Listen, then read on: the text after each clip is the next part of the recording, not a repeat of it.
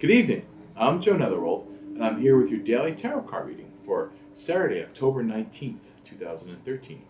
And we're moving through the month rather rapidly. It's been a beautiful autumn up here in upstate New York and the whole Northeast, and I'm very happy for that. And it's a really grounding time of the year because it's the harvest, and it's about pulling in for the winter and really looking at the whole year and what got you here.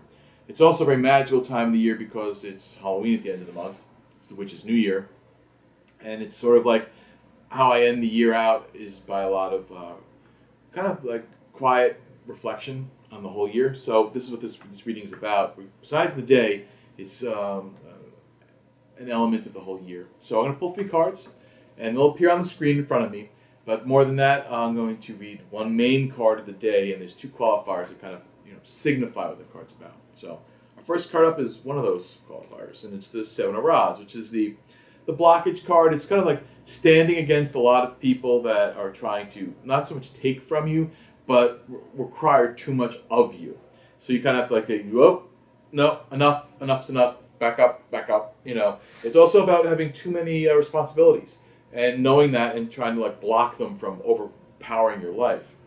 And the next card, our main card of the day, is the 10 of Pentacles, which this card has been floating around this month like too much in a sense, but it's really poignant for this time of the year because it's about the home, the hearth, setting up, homestead, and it's about balancing your money and your expenses and that. But there's a looking back. There's a youthful energy in this card. There's a husband and wife and child, and the child's always looking back at the reader, but also back at, the summer, they just passed, right? These easy, breezy, light days of summer where the head is sort of, the winter, it's indoors, it's a last chance to kind of look back before we make our leap forward into the new year. So right now we've got these energies like the 7 of Rods on the one side, the 10 of Pentacles, the main card, and what we're going to see right here is our other qualifier is the 7 of Pentacles. 7 of Rods, 7 of Pentacles, 10 of Pentacles.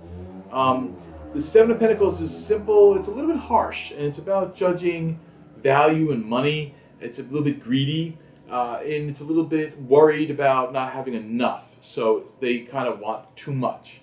And it's also about appearances. The 7 of Pentacles represents being a little bit concerned about appearances.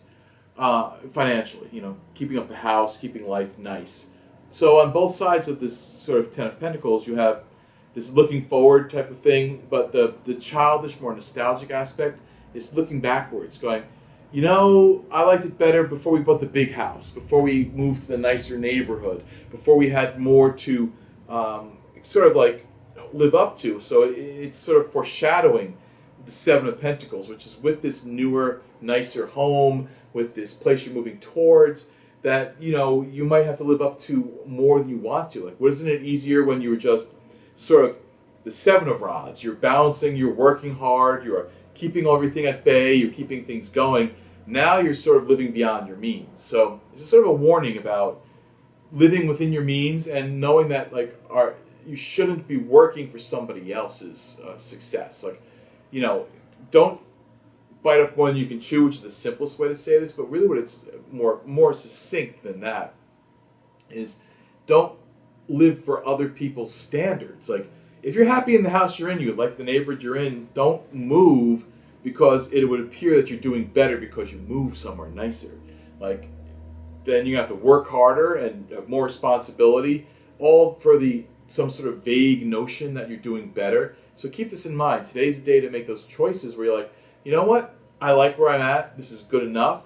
We're doing great. We have all the free time we want. We're not doing things for other people's reasons.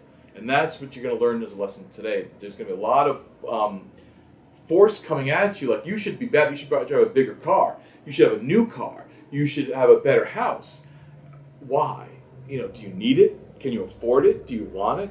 That's fine. If you're doing it for somebody else, you're going to appear, oh, if I got to get a new car because I want to appear like I'm doing better. It's like, no, you're going to appear poorer at the end of the year. So today's a great day to realize where exactly you're at in your life, not just financially, but your marriage, your life, your house, your family, your kids, and this goes to single people too. Like, you don't have a partner, let's say right at the moment, but you have a life you're living.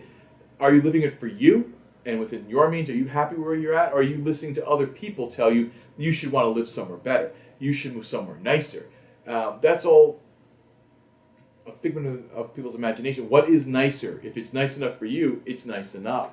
If it makes you happy, then that's all it needs to be. Everything else is a farce, a fallacy. So today, place people, place your situation. Go, like, I'm happy where I am, or I'm not happy where I am because of I would want a bigger place, or a bigger backyard, or closer to work, or I want to move in with my lover. I don't want to live separate. Those are all great reasons. What aren't acceptable reasons are outsider reasons that you want to appear better.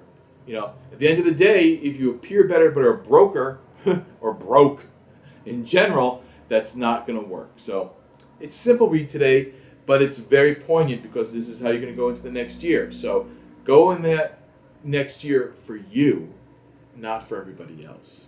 So on that note, I hope you digest this information, make some positive choices for yourself, and I'll see you tomorrow around midnight.